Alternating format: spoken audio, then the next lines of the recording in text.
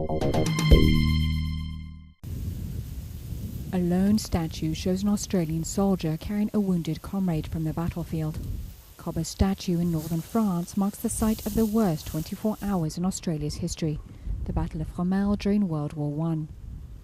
The remains of some of the soldiers who fell were recently discovered in a nearby mass grave. There was a railway line which came from the front to Pheasant Wood, and the graves were dug here in advance of the battle in July 1916. And the soldiers that died were buried here by the Germans. The Battle of Fromelles was the first time Australian soldiers engaged with Germans on the Western Front.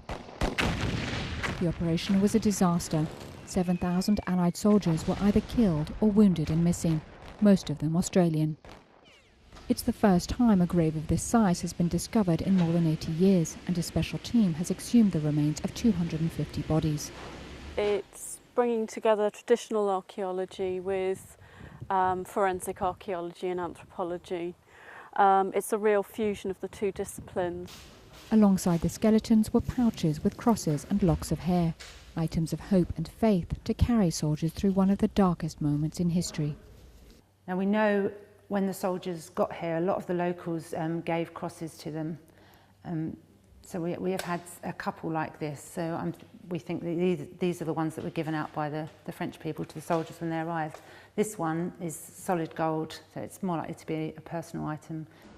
In an attempt to identify them, scientists are carrying out DNA tests.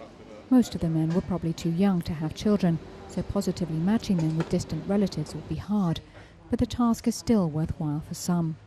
After the First World War, the identification process was fairly rudimentary.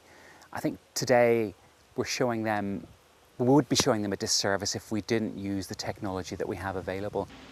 The remains will be reburied with full military honours next year in a newly built cemetery, similar to those that dot northern France. A dignified end for those who gave their lives for freedom and democracy.